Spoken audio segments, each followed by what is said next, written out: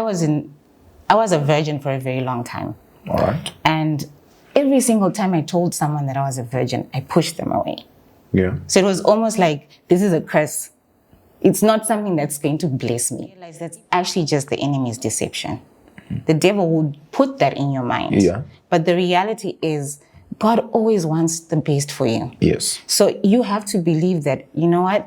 I have to believe what God says for me. Yeah. And if this person is coming and they pass because I'm a virgin, it's okay. It's okay. It's not a reflection on me. Yeah. But it took me experience to realize that and go, I was so dumb. Probably you could have. I could have just told myself that then. But that's what I would encourage anyone listening now and be like, no, hold on. 70% of men masturbate. Really? And around 65% of women masturbate. I would have thought it would be like 100% of men. At some point, this is an interval, but I believe that at some point, every man is masturbated. I personally was addicted to pornography and masturbation for, I would say, 27 years. There are, thirst traps everywhere. Everything has been sexualized. Yes. You see how women are going to the gym these days. You realize that these outfits are beyond the gym. It's no longer gym. It's actually, sexualizing the gym itself.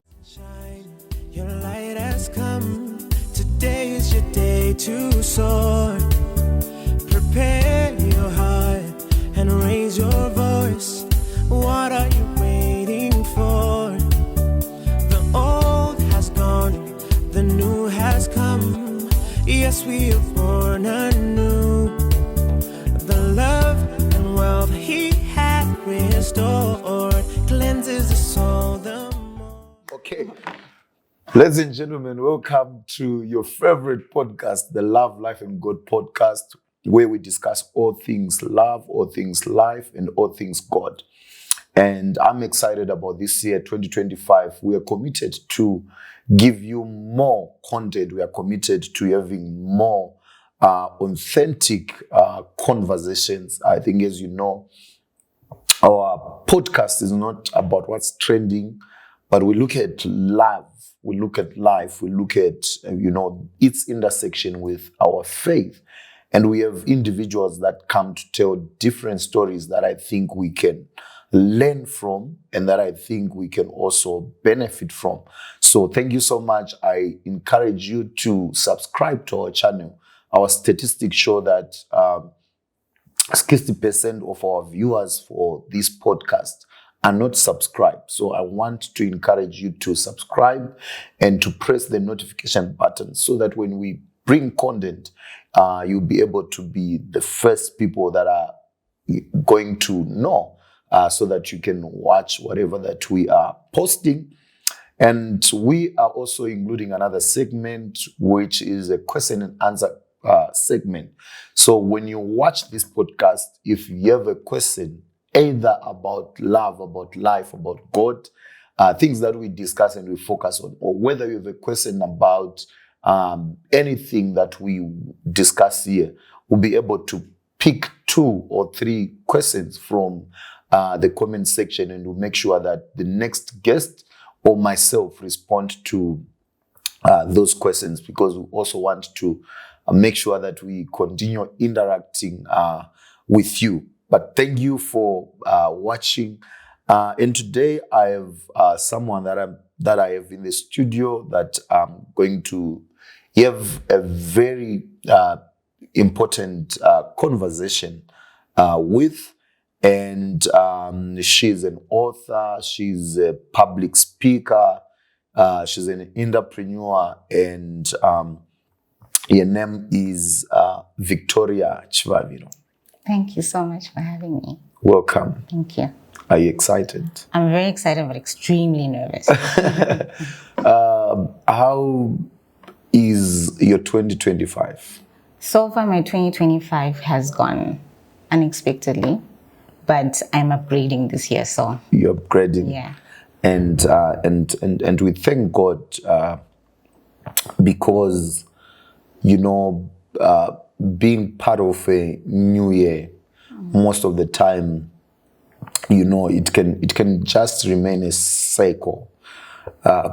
You get into a new season, you get out, you get into a new season, you get out. That's true. And people do resolutions, people do themes. And what I've always said is that if you fail to follow through, it might just remain like another previous year. That's true. So what are you looking forward to change? I'm looking forward to my life changing. My life has been, like you're saying, one of those where I create a resolution at the beginning of the year. By the end of the year, none of it is achieved. And I'm like, where did I go wrong? I'm just going around the mountain like this. Yeah. I'm like, God, this year. So one of my aunts in the UK, she says, your year 2025, it has to end differently. And I'm like, I'm not talking about ending. It has to start different. Yes. So it started different, and I'm happy about that. And so what is that one intentional thing that you're doing in this year so that it starts different? This year, I'm living on purpose, and I'm not caring what people think. My focus is, what does God think? That's how I'm starting. This is my key thrust for the year. What does God think about my decisions? Not what do people think about my decisions. So you are an individual who's rooted in faith. Very much so. That you actually then think that, God is the first in the things that you do. Absolutely.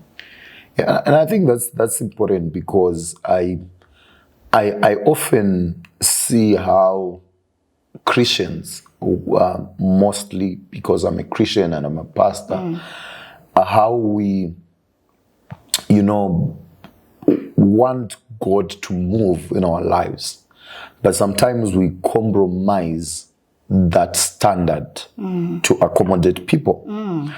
I was talking to a certain pastor who I was talking to, and one of the things that we were talking about is, how do we get into a relationship and you wait upon the Lord until marriage, especially when we look at sexual engagement within relationships.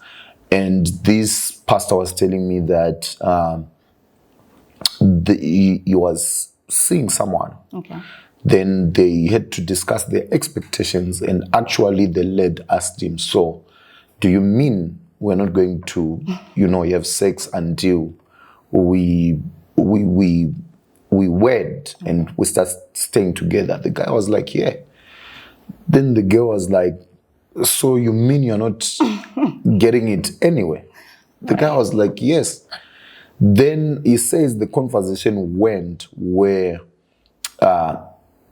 the lady was almost suggesting that if we're not going to engage in sexual activity, then maybe she has to do it to protect the relationship. And on the contrary, on the other side, this is what they've been both praying for. So we live in a world where then people lower their standards of worship or reverence or commitment to God because they're going to, try to please people.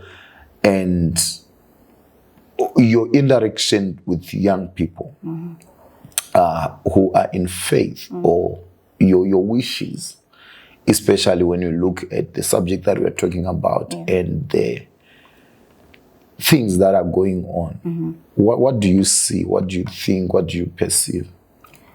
Okay, everything that I speak about, I base on my own personal experience, because I'm a very candid and transparent individual. All right. So based on the example you were giving, I can totally relate to that woman, because I was a virgin for a very long time. All right. And every single time I told someone that I was a virgin, I pushed them away. Yeah. So it was almost like, this is a curse.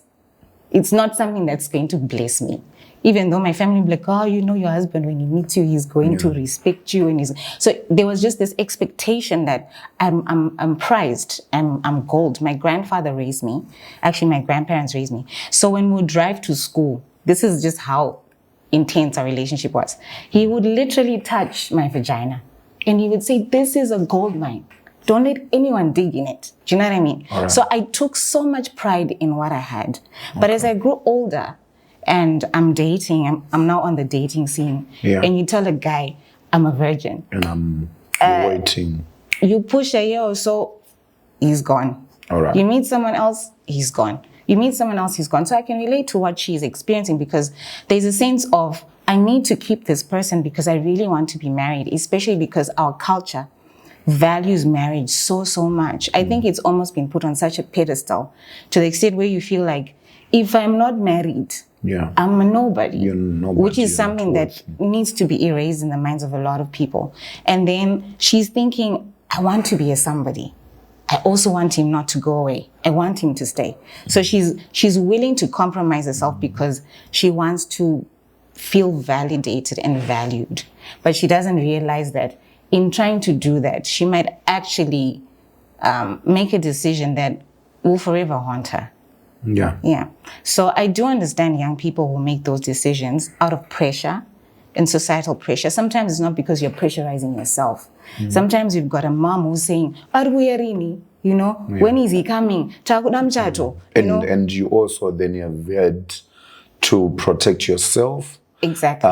But as well meeting, you know, these people who are actually saying, if you are not going to sleep with me, then I'm out. I'm out, or you don't love me. Some or wouldn't you're not even say I'm out. They would just break up with me. They would just break up. And I'd be like, but what did I do wrong? And you are coming from a family that then is pressurizing you on marriage. Not necessarily pressurizing me, but they value it. They value it. So because they value it, they're always asking. An unconscious pressure on you. Yeah. And they think, no, I'm not trying to pressurize you. Yeah. But you're like, but you don't realize that you actually are because there's age on your side and then there's your expectations and then there's my position. Yeah, so it's... And I think the dilemma also comes when, you know, those then that you see in the society and they are the reckless ones actually going. Yeah. I face that and I'll be like, how bad sister our guys, you know? And I'm like, but how come? And it's true. Like it's the girl who's been through, I don't know how many men, dresses a certain way, acts a certain way. She's getting the wedding ring and she's getting the wedding. And then there's you who's keeping yourself closed. I'm like that person who would never go out. I remember there was a girl in our neighborhood who used to come to our house and she'd always say to the maid, and I mean, it was one of those things where, but it's my personality. Yeah. I'm a sociable person, but I like to keep to myself. I'm not going to be out on the street and saying hi to everyone. But when I see you on the street, I'm going to be like hi and everything. Yeah. But it was one of those things where you feel like, so there's something wrong with this personality. All right. Because it's not attracting what society is expecting to attract in my life. So what is it about me that needs to change in order for that to come? And for me, I ended up making a compromise because I wanted to keep that relationship. Yeah. And it never worked. And it also never worked. Never worked. And so, that's the dilemma that you then, you know, sacrifice your values for validation. And then things still don't go the way that you want them to go. And I've been having these conversations that, you know, we live in a so broken society. Very true. Where, you know, things that are usually not normalized, you know, become normal because of the trend or of the shift in culture and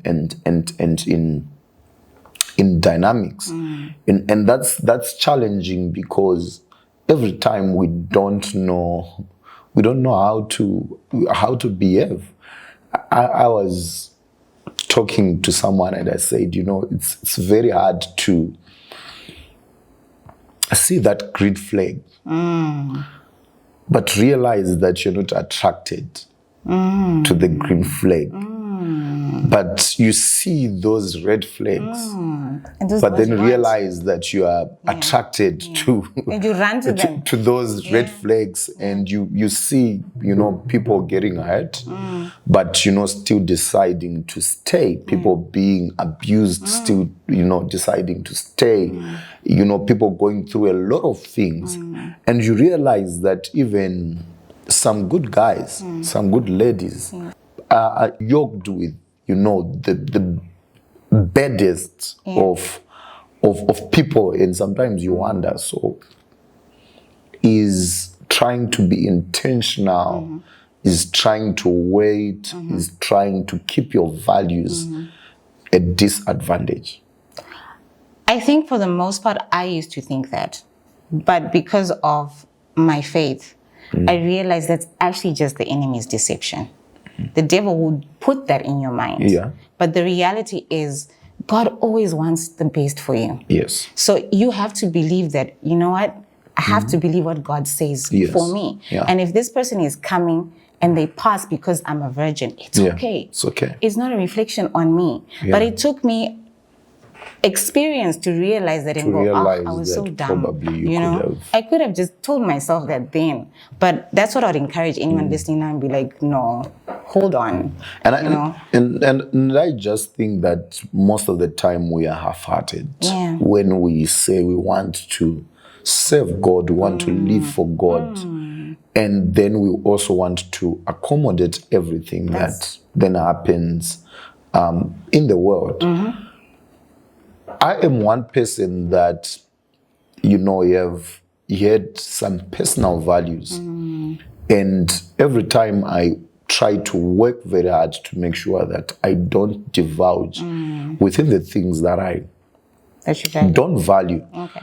There's been in my life, in the things that, whether it's church, whether it's business, where you see that, sometimes there's temptation to do shortcuts so that you get where you want to go, and realize some of these shortcuts are beyond your personal values. And I've learned that things that take time most of the time have the strongest results. That's very true. Because when you are rooted into something, the more you wait, the more your roots grow into that thing. That's good. And then you realize that at the end of it all, those things that you perceived as struggles were not struggles. They were actually lessons that have gotten you to a different place in life. And have also strengthened you. Yeah, and you realize that sometimes shortcuts become the longest way to where you want to go. Oh, yes. Because you think that you have done a shortcut, you have arrived. But in the next few years, few months down the line, you find yourself in the same place It actually where you pulls were. back. Like you can actually go beyond, beyond That's back. true. That is true. And we also then live in a world where young people have different struggles with issues to do with sex, issues to do with, we've been talking about actually about that. That's what exactly we've been talking about, issues to do with sexuality. And there's been this notion, and I've had a lot of conversations around with young people around, if I'm gonna stay out, maybe I should help myself. And that brings me to the topic of masturbation. And statistics, actually show, I was trying to look at Zimbabwean statistics, I couldn't find any. But I looked at some global statistics. Global statistics show that probably 70% of men masturbate. Really? And around 65% of women masturbate. I would have thought it would be like 100% of men. Of course, Not I silly. think at some point, this is an interval, but I believe that at some point, every man is masturbated. Because I think when you firstly go through puberty, you know, these are practices that, you know, young men, boys, you know, actually talk about All right. and teach each other and all. So it could be true that, you know, every man probably has passed, you know, through that stage. And then there are men that also get stuck on that age. And I don't know about women.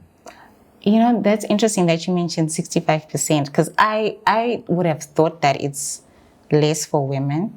Okay. But I've realized that just because of ignorance, really, what you think is happening is not necessarily what's happening. Yeah. So And also it's not anything that people talk about. you know really talk about. Yeah. But I think when we look at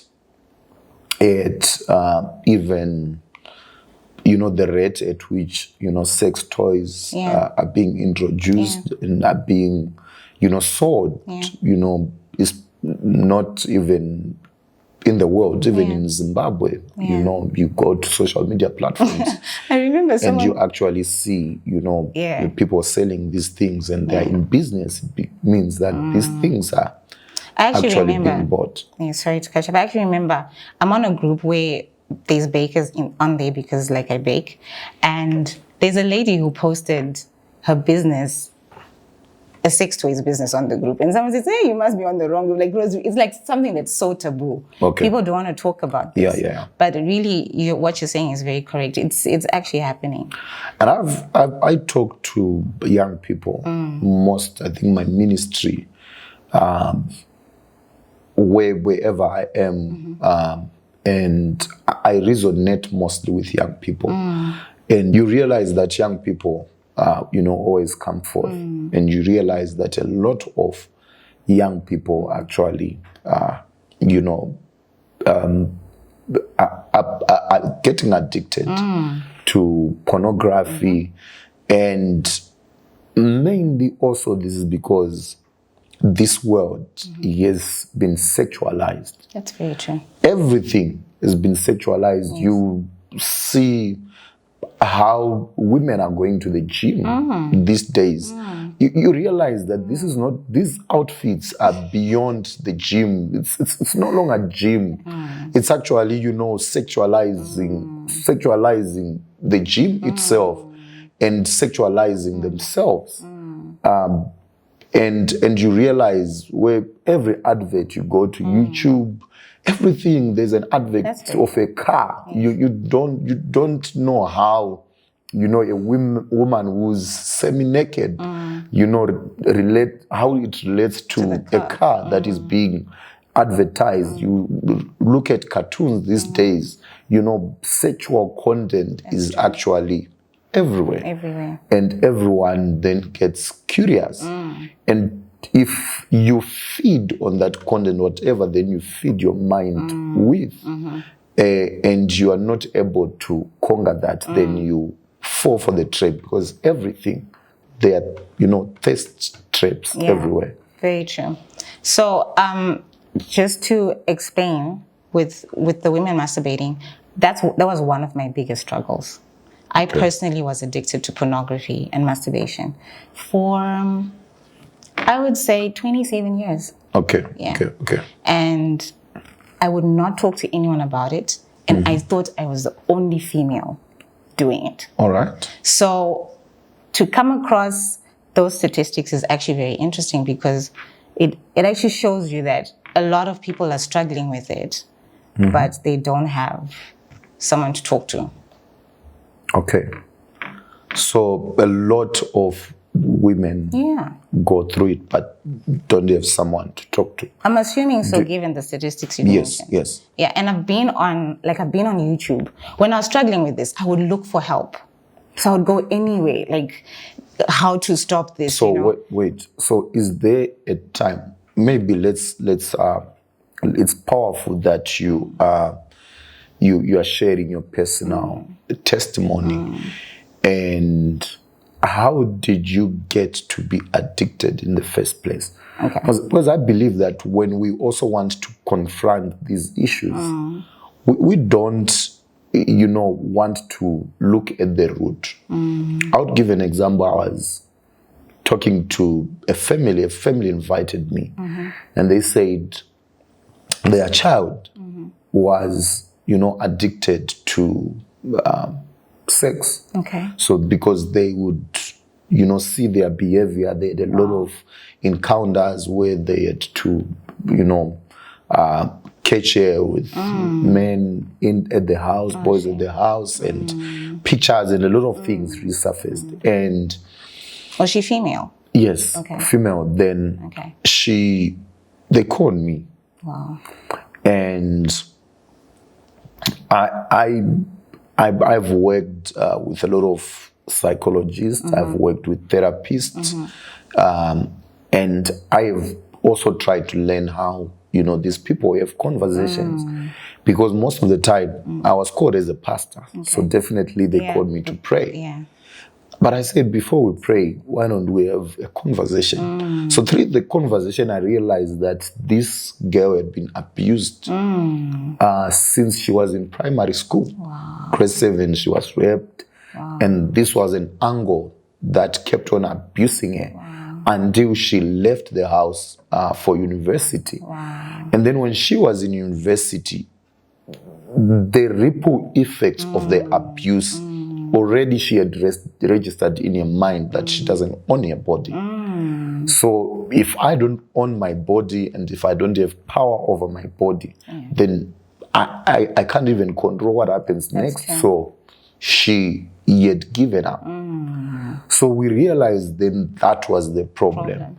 And then we had to start talking about that until then we continuously had sessions to make sure that she gets back to herself and she realized that she is worthy, she is, she has the right to decide. She can actually pick herself up and continue with her life.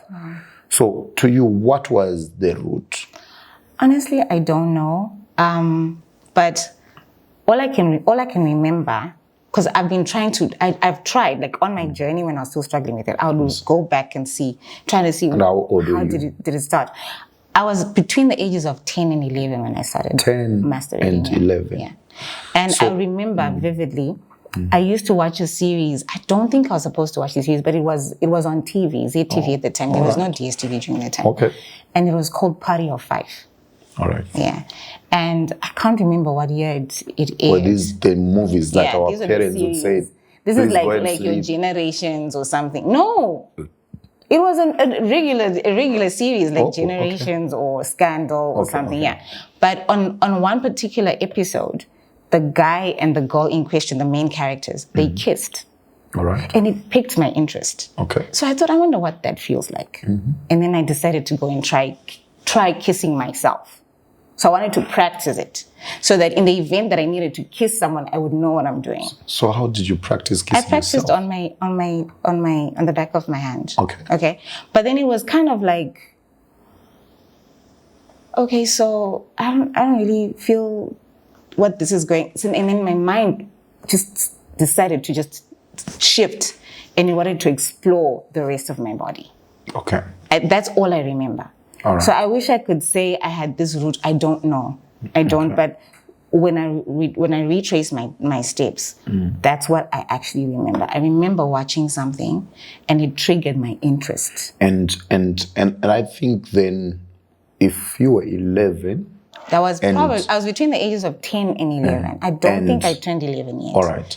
And then what we actually was watching is a movie that is actually on a censored platform. Yes. Because I believe that ZBC has always been censored in terms of sexual content, even then.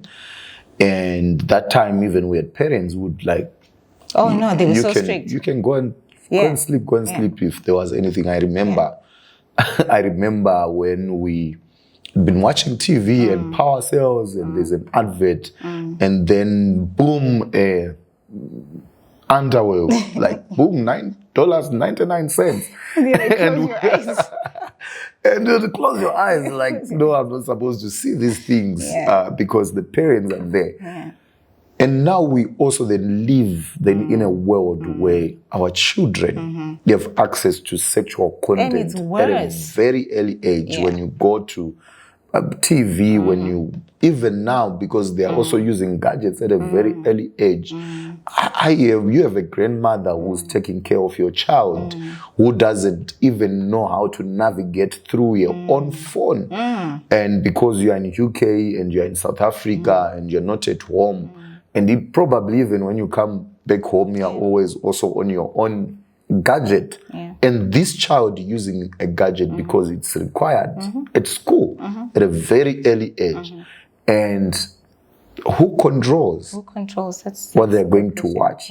And that's the dilemma that we actually find ourselves in. I agree. So you're not sure, then that movie and then you trying to just explore with your body. I think that in that moment, I think that this is me trying to make sense of it. Okay. So I think that behind everything, there's a spirit that controls whatever it is. Yes. So there's always a spirit behind the songs you're listening to, the movies you're watching. So I would like to think there was a spirit that that's behind this particular series to encourage this. Yeah. That's my assumption. So, and I know that the eye is a very, very major gate. So this is something where if I had really understood why you're being told don't watch this, I wouldn't have watched it. But curiosity piques your interest, and you're like, but man, And I remember I was alone when I was watching that particular episode. And you had never been exposed to any? No, not that I remember. All right. No, I don't remember that at all. I would lie if I say that. So I think there's just also a myth that maybe probably people who masturbate is because they've been in sexual contact. No. So for me, this is then actually different. Yeah. Because I think how boys mainly start to masturbate is because they are taught by the older boys. And, it happens, whether they're in boarding school or they are, fending cattle or anything. So it's actually then interesting that your experience, you were not taught. No, I wasn't. I wasn't taught, but I got curious. But I would like to say, sorry, before you ask the next question, I would like to say I started my period when I was 9 years old. Okay. Right? And that was very, very early. Yeah. So when I was preparing for this interview, I was thinking to myself, could that have also played a role? Because I'm thinking your body is changing. You're starting to have feelings. Because I teach classes, and I teach puberty classes and addiction classes. And what I'm teaching them is how to manage the puberty period. And you'll find that the things that I'm teaching them at like 10, 11, 12, 13, no one had told me at 9. Yes. But I had started my period at 9. All right. So my boobs are growing. And at that age, I've got the biggest boobs among everybody else because I'm experiencing puberty. Okay. So I'm being told, if you sleep with a guy now, you can fall pregnant. All right. But no one else is explaining to me. Tell me about the assumption total assumption. Yeah. The assumption that when women, girls, grow boobs, do they get big because they're being touched? I don't think so. Because there is always that assumption. Really? That's the first time I'm hearing it. Especially with boys. Oh. Yeah. No, I think they grow because they're supposed to grow.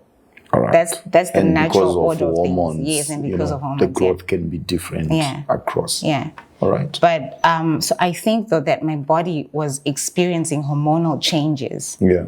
And I think naturally when it's experiencing hormonal changes, maybe your thoughts are also affected. You don't know. You have not been prepared to. Exactly. Yeah. Yeah. So. And I also then think, because we have parents that are watching, young parents and parents that are raising children. And it's most of these things, whether it's menstrual health, puberty, most of these things then that young people go through, no one really prepares them with correct information Yes. because it's taboo. But you realize that, like we have been saying, and everyone probably will agree that, how social media is coming.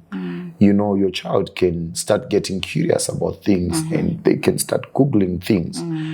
And it's not every site then that gives them correct and consistent information, age-appropriate information as well. And when we shun having conversations, about relationships, about sex with our children at a certain point in time, because right now we grew up being taught vana vanotengwa, and we would believe if a mom is pregnant, she just has a big belly, probably that's the ability to go and then buy a child. But now they know there's a child that is growing in the belly, and they are going to be curious. So how does the child get in there? And these are conversations that we don't do, but when children themselves even meet, they're going to have these conversations. And after they have these conversations, no one is there to tell them, the truth. I remember when we were growing up and we started having wet dreams. And you realize that boys will tell you, it's high time you must sleep with a lady because, that's how they stop.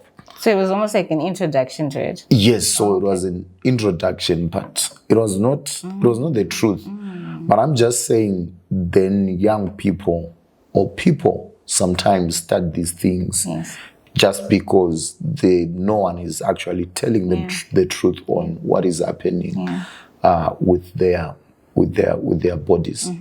So how then did you get so how long did this happen?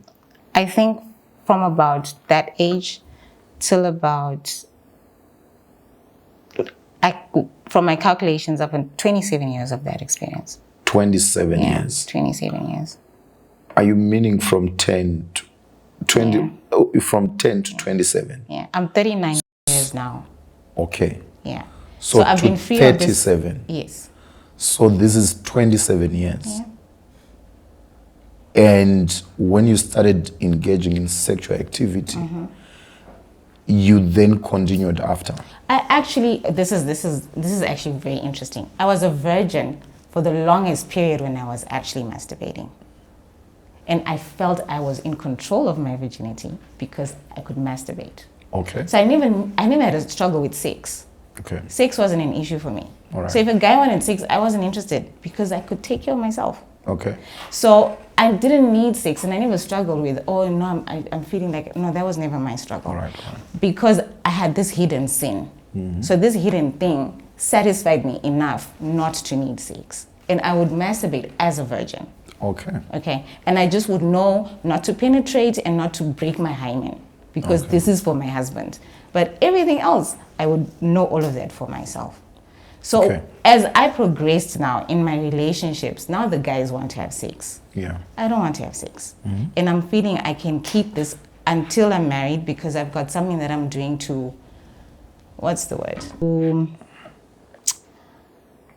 To release. To relieve myself. Okay, and to protect me from actually getting into a situation where I lose my virginity. Because at this particular point, my virginity is what I valued. My grandfather says, this is your gold. Yeah. So no one's taking my gold except my husband. Right. So in order for me to keep my gold, I'm not sleeping with you. Yeah. But I can masturbate. All right. So this is how I would sort of protect myself. And this is the thing. Because I've also then heard, people justifying masturbation because they're saying, I'm not going to get an STI. I'm not going to get pregnant. I'm not going to get sore ties. And those are all maybe lies. that's the better way of keeping myself. Yeah, but at the end of the day, what it actually does to you, because every single time I would masturbate, I would feel, at the end of it all, you would feel so dirty. Yeah. I would feel like crap. Yeah, I would feel like the most shamed. I can't even, it was so shameful. I would just lock myself in my room and cry and be like, what am I doing? What is this? Do you know what I mean? So as much as you're avoiding the STI and you're avoiding the heartbreak and you're avoiding all these other things you're avoiding, you're actually creating a void within yourself that's deeper than what you're actually avoiding. Yeah. I actually think it's better to get an STI and then go get an injection to get rid of it. Do you know what I mean? Than to get into a pit of a journey of masturbating and you can't come out of it. Yeah. Because the shame, the hurt, what it does to your soul is just... I have actually talked to men. Yeah. A man that is a wife at home, but would masturbate, before even they meet their wife. Wow.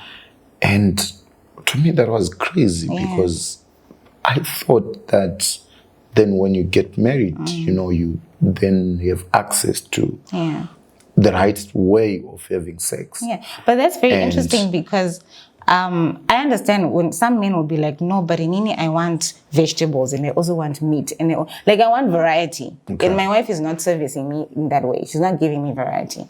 She's she's just my veggie. But then I want chicken. Okay. So I'm going to go get chicken from the other girl. Okay. And then I want beef. I'm going to get beef from the other side chick. All right. So maybe the masturbating is maguru. I don't know. But like, it's almost like men, the way we've been taught is men are never satisfied. So he's not going to be satisfied with the one person. So I'm not understanding why he would go the masturbating route and not another person route. But I'm assuming, I actually remember reading in a book, it was Drum Magazine, and the guy had written out to Auntie Rhoda, something like Auntie Rhoda type things. Okay. And he had bought a sex toy, and it was a woman vagina.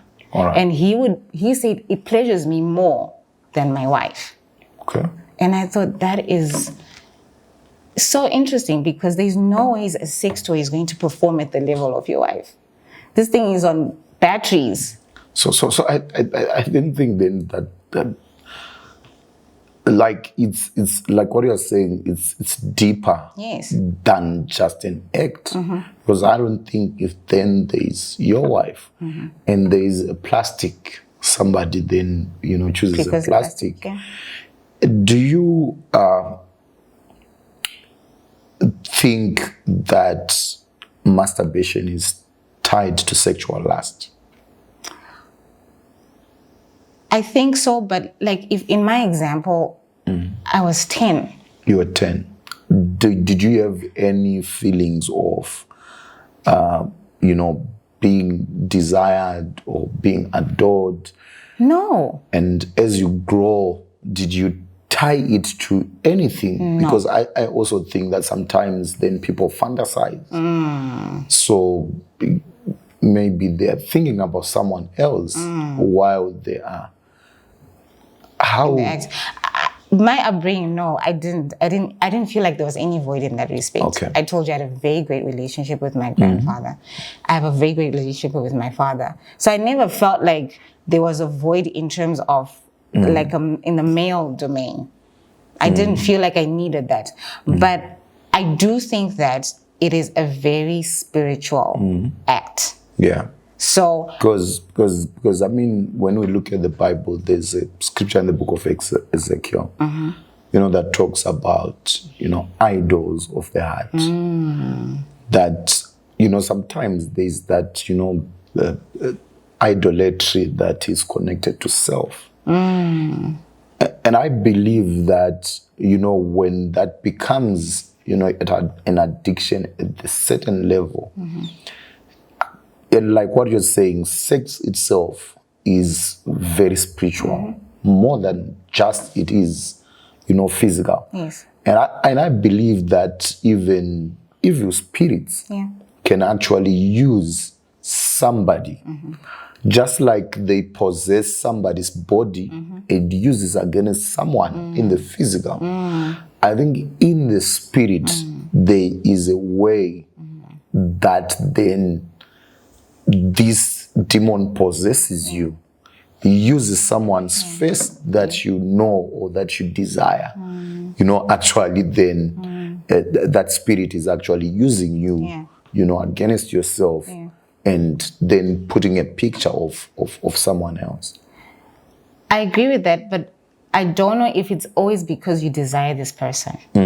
I think sometimes, like I said, for me, I was watching this series. I think sometimes there's just a spirit behind that you've sort of opened yourself up to unknowingly. Yeah. I know of a lady who's on YouTube. Her name is Dear Lady Anne. So she confessed to having a struggle with pornography and masturbation. Okay. And how she started was she was listening to Beyonce's music. Wow. There's no correlation with a desire for a man, or you know what I mean. But they're in this group. Sometimes the music is also very sexual in nature. But they're in this group where they're discussing Beyonce's music, and then next thing they start talking about, oh, have you seen this video? Or have you seen this? And then for her, also the videos are sexualized. For her, the introduction was actually a porn video. Oh. But it came from a Beyonce group. All right. You see, so I think that my point is just to say there's always a spirit behind the thing that could get you into pornography or the thing that could get you into masturbation. Right. It's not necessarily because you've got some sort of trauma or I don't think so. I think sometimes it's just your atmosphere has opened itself up to that penetration of that particular spirit. Yeah. And you then think, I'm being lustful. Or you then think, oh, maybe I'm desired. I now want this, but it's not because you want it. I don't know. Maybe I wanted the guy on the party of 5. I'm not sure. But for me to think that at 10 years old I'm now lustful, it doesn't make sense to me. All right. Yeah. So, what then from 10 years to 37? What then changed? Excuse me. How do you think, pornography and masturbation then affected you as a person? It was something I could never talk about. And doing something in private is so difficult. So it is like something that is already taken over you. Yeah. Something that has become your master. Exactly. And it was controlling me. Yeah. And I did not have any power over it. All right. So I would want to stop. And you were never caught? No, I was never caught.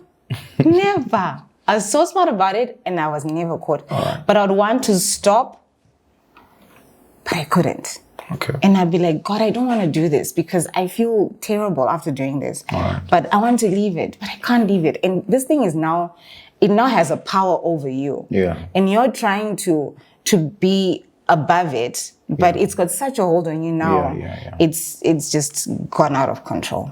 Yeah. So I reached a point where I was like, I can't do this anymore. You actually feel like killing yourself. I had suicidal thoughts because of it. Because you're always feeling worthless. Yeah, you always, absolutely. Yeah. And then I said to God, I was going to Rhema Bible Church at the time in South Africa. All right. And then I said to God, I'm going to go to church, but please, if I can get any help in this situation, please make sure that someone there speaks about my problem. All right. And then I went to and the possibility of there being someone who's going to be speaking about masturbating to women was like zero. But I just prayed that prayer and I said, God, I need help. So when I got to that service, there was a particular lady, a white lady, who was speaking to the women in the congregation.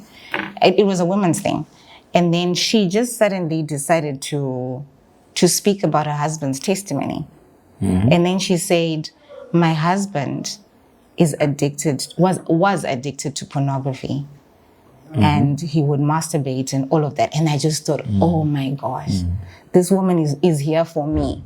So she started explaining his struggles. And I just thought, I didn't think any other woman in there was going through what I was going through. All right. So I literally felt like God sent her for me. Like it was like, this is my answer to prayer. Yeah. And at the end of the talk, she then had an altar call, and she had talked about various things, but what I picked up out of it was the masturbating and the pornography. Yeah. So I went to her and I said, I'm really struggling with this and I need help. Then she gave me pointers on what her husband did. And now when I think about it, maybe it wasn't even her husband. Maybe it was her. Maybe it was there. But she just couldn't say it's me. Yeah. And then so she gave me this whole explanation of what I could do to try and stop it. And that helped me a great deal. All right. Yeah. All right. That definitely helped me. Yeah. So I think, there are people out there that are watching, that are actually struggling. Yeah.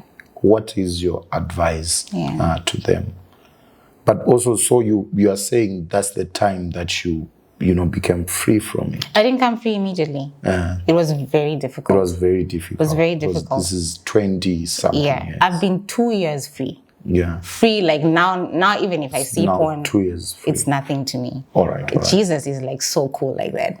Like he can literally like clean you out and save you from everything. From everything. So now when I see it, even any suggestions, I'm just like nothing. But before it would actually be a trigger. Yeah. Now it's not. Now I'm just like, oh shame. This is, But what I would say to someone who's struggling is you can come out of it. You can come out. Yeah. That is the Everything first is thing possible. I would say. You certainly can come out of it. Don't be deceived that you're in this and now you think, I'm done. I'm done for. It's like someone who sells their soul to the devil. Yeah. They'll be like, it's done for you. But you can always come back.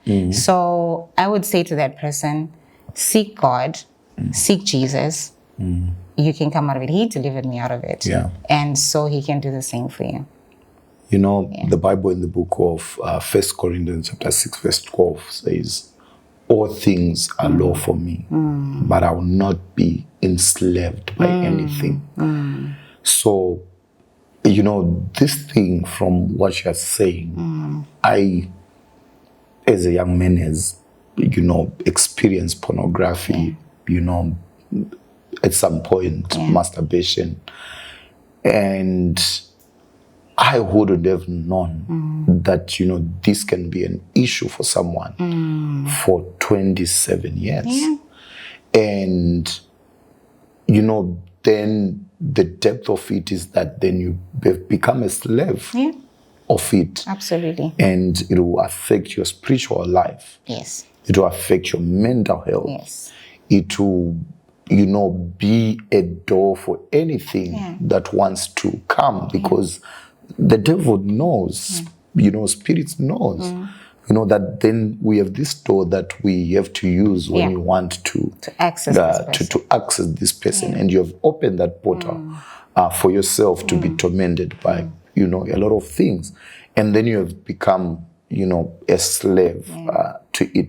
So my encouragement, we're going to open up a line, within this podcast of, various people and various resources, that actually, if you are struggling with pornography, if you are struggling with masturbation, then you can actually have people that you can actually reach out to and talk to, so that you can be, free from, from this, I would say, scourge. It is. And thank you very much for sharing such a powerful testimony. It's a pleasure. It's not very easy. I came, my first podcast, I was talking about my divorce that I had not talked about. I think for 2.5 years. It was hard because even people didn't know, that it had happened. It was something that, it had been on my heart for a long time. And I also just believe that, we will be free from things that we break chains from. Yes.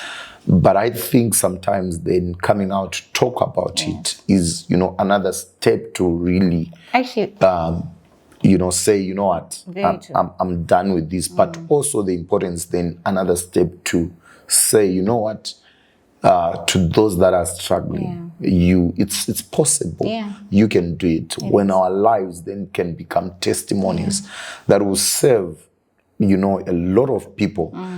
And one thing that I've seen is that you realize that there are people who want to put this in your face. Yeah. Like, why did you talk about this? There are people who, try to put names to this.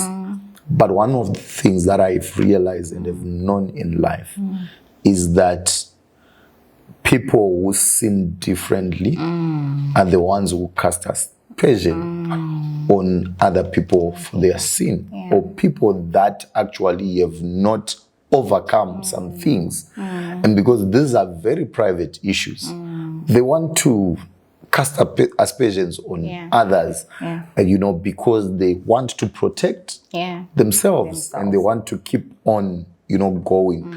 And this is so powerful. And thank you so much for not only, sharing your testimony, but also entrusting this podcast with that testimony. Thank you for having me. I don't think I would have done. I was supposed to do this on my own, and I said I don't think I can do it. So I really want to thank you for allowing me to speak about it. Yeah. Especially as a man of God. Yeah. Because, no offense, but you're the people we don't want to talk to about it. Yeah, that's true. Because that's it's like, I'm going to be so judged. The last thing you want to say is, I've been addicted to this in the church. The church is where you run away from. I can go and talk about it with someone else. Everywhere. Ariku Bawa, who's doing whatever they're doing, but I don't want to talk about it in church. Yeah. And I think those are the things that I think the church should actually work on. Being intentional about having, these conversations, because these are the things that people are going through every day. And, the church is a hospital where everybody who's sick is actually supposed to come. Right. If everyone is not sick, I don't think we would need the church. No. That's why even Jesus did not only die for the sins that were, he also died for the sins that would come. That's true. Because there was a realization that there's this faulty mechanism that human beings, if they're not saved, will always, even if they are saved, will always, go through. I've always said that, even me as a pastor, I would rather have healthy sinners than sick saints. Oh, that's good. So if you have something that you're still struggling with as a believer, make sure you are healthy. Make sure you protect yourself. It is only... How do you be healthy as a believer? How do you be healthy as a believer? You only then become healthy as Christ works in you. Not me, coming to point, sins to you. Even God himself said, you know what? Let's introduce something else, because sin always... Like what you were saying, that thing that you are told don't do, you do it. Attracted to, For something that you're not told and you see it for yourself, you see, no, this is fire. I should not touch it. You feel the heat. But when someone continues to say, this is fire, this is fire, this is fire, like, why are they not? I want to know I want to know myself. So these are the things that I think about every day. I realize that we are living in a world that is so fast-paced. And sometimes if we miss having these conversations, we actually miss healing people. We miss, totally redeeming people from the hands of, the devil, the world. And we actually, continue to work with people that are broken, people that don't have it all. And when we don't talk about these things, people also don't open up to say, I'm struggling with this. So the church, our church, and of course this podcast that I started is such a platform to really say, you know what? We can sit. There's a reason that today we put a white round table. Oh. Yeah. Okay. What do you think it means? I have no idea. I don't want to preempt. I think you must just tell me what it means. No, there's no meaning. But I just think that kunyangwe zvivi zvako zvakatsvuka seropa tichazvichenesa Oh, that's good. sechando. That's good. So that's the freedom, that Christ has given unto us. Can I say something before you Yes. wrap up? I'm thinking about the person who's struggling right now with masturbation and porn. Yeah. And I would like to give them pointers All right. on how I got delivered from this. Okay. So first of all, identify your triggers. Okay. Okay?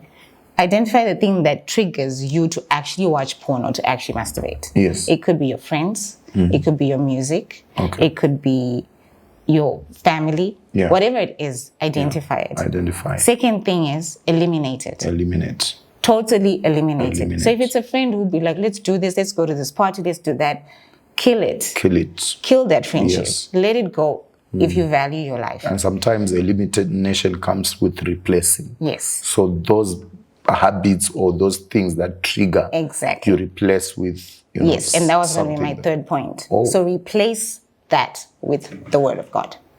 What I did is I stopped listening to music. I stopped watching movies. Anything that I felt was a trigger, I stopped and I replaced it with the Word of God. All right. So I would listen to a particular preacher by the name of Andrew Womack. Okay. His message is on repeat. Okay. And all that I was doing was changing my atmosphere. All right. And so I would just now be immersed. The Word of God is what's on my mind. It's what's Okay. in my heart. That's all I'm thinking of. That's all I'm meditating on. So literally I had to replace any of those triggers with the Word of God. All right. And then after doing all of that, I started seeing myself change. I had less thoughts about it. And the frequency actually reduced. All right. Then instead of going a couple of days, I'm not going a week, and I'm not going a month, and I'm not going 3 months. And I'm like, oh my gosh, until eventually the whole year passes and nothing has happened. All right. It was that simple. Okay. It's not rocket science. Yeah. It's really just change what you're consuming. Replace it with the Word of God. All right. And the Word of God will clean you. We'll clean you. Yeah. All right. Thank you so much, Victoria, for coming to our podcast. Thank you for Ladies having and me. gentlemen, our viewers, thank you so much. Don't forget to subscribe. Don't forget to click that notification button. We are committed to make sure that we bring you conversations that are life-changing and that are life-transforming. We are definitely not out of conversations, but we are out of time. So see you in the next podcast episode. And remember, send your questions. We'll definitely answer them in the next podcast. Thank you and God bless you.